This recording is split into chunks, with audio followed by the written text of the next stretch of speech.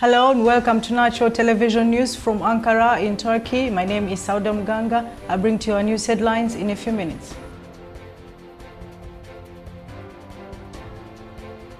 The Malaysian Prime Minister Mahathir bin Mohamad said that Turkey could be an alternative source of the imports for his country on Friday during an exclusive interview with Anadolu Agency in the capital of Ankara. His tightly packed four-day official visit to Turkey, the veteran politician of Muslim world talked about bilateral issues along with the Rohingya crisis, the Palestinian cause and the situation of Uyghur Muslims in East Turkestan, the area otherwise known as China's Xinjiang province. Malaysia's total trade volume in 2018 was around $455 billion, according to the country's External Trade Development Corporation. The Southeastern Asian nationals' export totaled around $242 billion, while its imports was around $213 billion.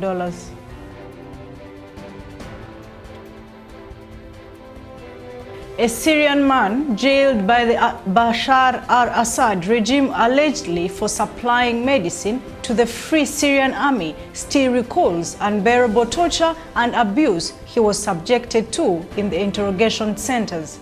Mohamed Dubasi, married with 5 children, told reporters that he was working in a graphic design and made a living by drawing pictures before the civil war started in Syria. Dubasi, 49, spent 2 years in a very small cell after he was detained in Hama province in 2013. They stripped me off, chained my hands to the ceiling and beat me for hours during interrogation, he said, Dubasi recalling inhuman torture and cruelties.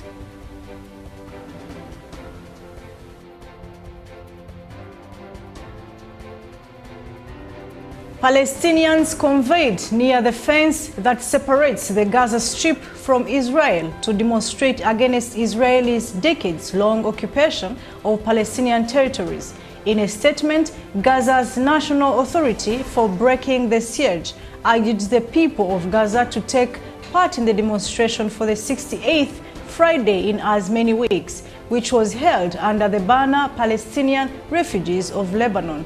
The Lebanese government recently started a plan targeting labor market irregularities, but foreign laborers, particularly Palestinians and Syrian workers, say the plan is meant to exclude them from the labor market.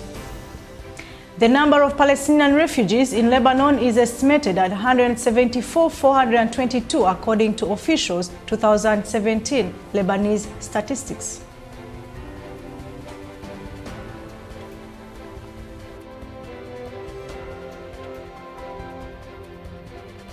Four Turkish citizens abducted in central Nigeria's Kwara state last week have been reportedly rescued, according to security sources. The Turkish security forces rescued Yasin Çolak, 33, Senar Pasha, Ergun Yurdakul, 35, and Şehit Emre Çelik, 25, in an operation, said a source on condition of anonymity.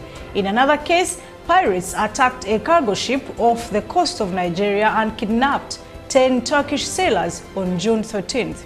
Kidnapping for ransom has become a common feature in Nigeria, with foreigners and high-profile Nigerians frequently targeted.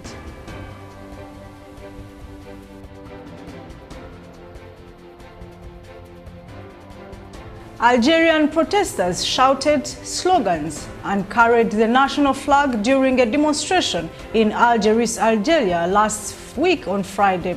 Since Bouteflika was ousted, hundreds of thousands of Algerians have been taking to streets across Algeria demanding the dismissal of all government officials affiliated with the previous regime, including Ben Saleh.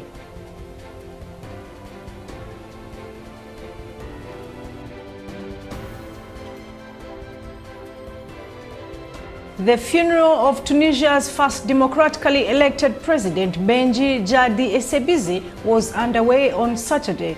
Many foreign leaders and delegations attended the state funeral, including French President Emmanuel Macron, Algerian President Abdelkader Ben Saleh, and Turkish Vice President Fuat Oktay. Essebsi died on Thursday at the age of 92 in a military hospital in Tunis. after being hospitalized over health concerns a day earlier. Essebsi was elected president in 2014 in the first free election held in Tunisia after a popular uprising deposed autocrat Zine Al Abidine Ben Ali in 2011.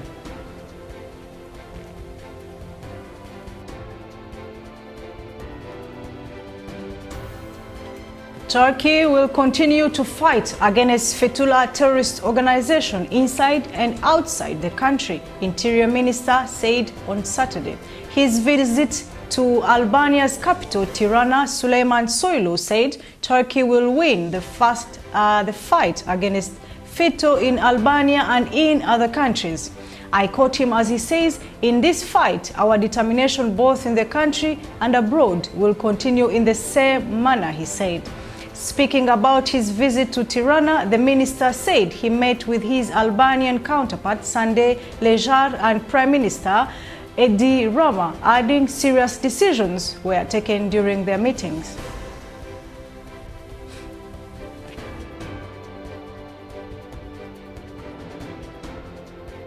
Nine civilians were killed in regime attacks in de-escalation zone in northern Syria on Saturday, according to sources with the White Helmet Civil Defense Agency. The attacks on Ariha left 9 people dead and 27 others injured, according to the sources. Turkey and Russia agreed last September to turn Idlib into a de-escalation zone in which acts of aggression and expressively prohibited. The Syrian regime, however, has consistently broken the terms of the ceasefire, launching frequent attacks inside the de-escalation zone.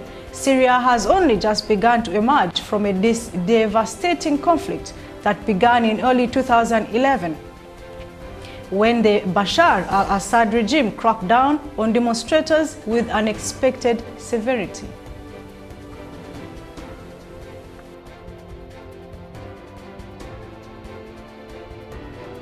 In Istanbul, a man called Mustafa Ün, he's 44 years old. He used to sing for a living, now serves tea to his customers at his mobile tea and coffee shop in Istanbul. Mustafa Ün sells tea and Turkish coffee to his customers as a hobby at a Keriçburnu neighborhood of Sarıyer district in Istanbul.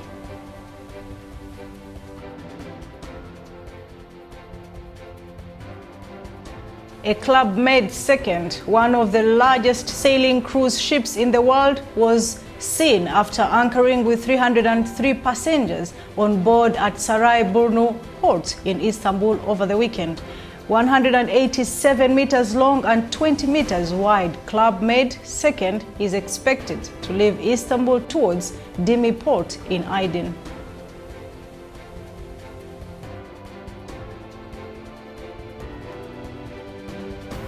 A 10-year-old Pakistani mountaineer set a world record in scaling the 7,000-meter-high mountain Spandiki Peak in northern Pakistan. Serena Khawaja became the youngest person in the world to reach the summit of Mount Spandiki, also known as the Golden Peak. A 10-year-old girl from Pakistani, Serena Khawaja, who is known as the Mountain Princess, has successfully scaled Spandiki Peak. By doing so, she has become the youngest ever mountaineer to summit a 7,000-meter high, the Pakistani government said on Twitter.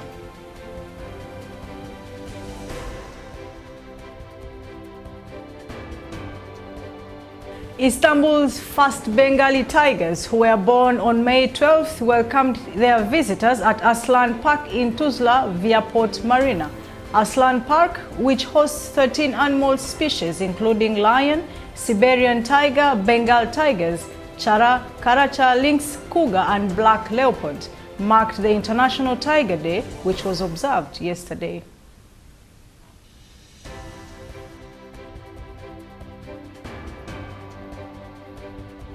Turkish divers spotted an Apsel Persian depilans, a rare species of a sea hare of western Çanakkale province. Selim Konya, a diving center manager, along with several officials from Istanbul University, spotted the rare hare, the sea hare, at the depth of 26 meters in the Aegean Sea of Gökçeada district.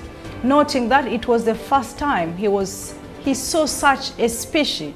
Konya said, "I saw it from a long distance. I was surprised, and other divers were also surprised." Sea hell generally appears in the Mediterranean and the Eastern Atlantic and mostly can be seen in the shallow waters.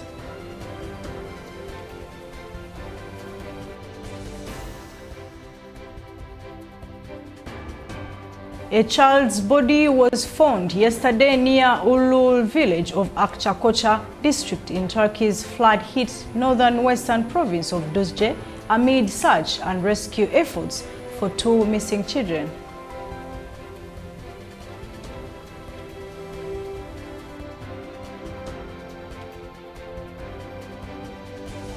Turkey's Interior Minister reiterated that Turkey's new action plans for migration-related issues aims only at prevention of illegal migration. Süleyman Soylu said on Sunday that deportation is out of question for Syrian people who are under temporary protection or have residence permit and for foreigners who are granted international protection status. Mr. Süleyman stressed that 268,000 irregular migrants had been captured in Turkey in 2018. More than 165,000 irregular migrants have so far been detained in Turkey since the beginning of 2019. Mr. Soylu said the number is expected to exceed 300,000 by the end of this year, he added. Turkey has been the main route for refugees trying to cross to Europe since 2011 when the civil war in Syria began.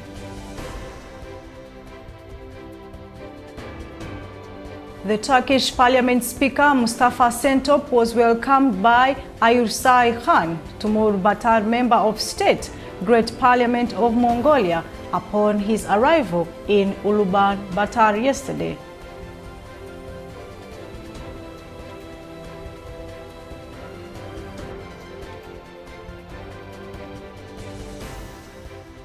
An aerial view of tomatoes being dried in the sun in Izmir province of Turkey was shot over the weekend. Tomatoes collected by seasonal workers were loaded onto trucks and tractors and transported to the processing fields, where massive white plastics are laid on the ground. Here, tomatoes were cut in half, with some being scalped or salted, depending on the demand, dried in the sun for a week.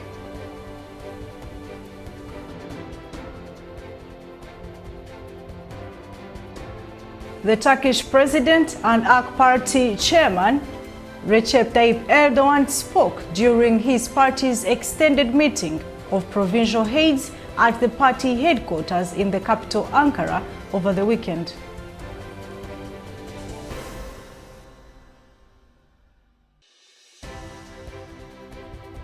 The Minister of Energy of Russia, Alexandra Novak, spoke during an exclusive interview ahead of attending the Turkey-Russia Business Forum and signing ceremony of Turkey-Russia Intergovernmental 16th Term Joint Economic Commission meeting in Turkey. Russia is considering cooperation with Turkey in the Eastern Mediterranean if energy projects in the region are deemed commercially viable, Russia Energy Minister Alexander Novak said on Friday. The Turkish and Russian companies may join forces for activities in the region, Novak added, signaling implicit support for Turkey's long-standing diplomatic efforts to bring peace to the Cypriot island and the East Mediterranean region by urging regional countries to share the riches, particularly natural gas resources.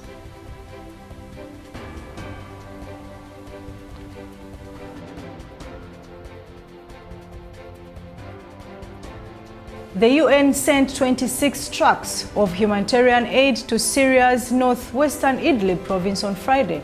The convoy passed through the Çivlegözü border gate in southern Hatay's Reyhanli district.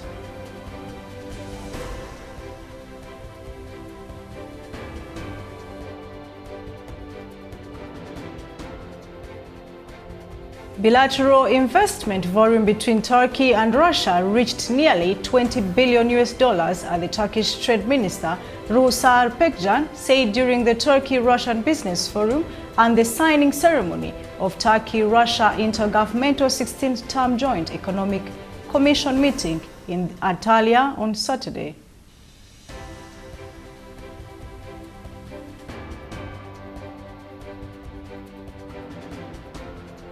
Natural television news from Ankara in Turkey. You can check our programs on our social media, or you can send us a message on our WhatsApp number written on your screen. I am Sauda Mganga. Thanks for watching.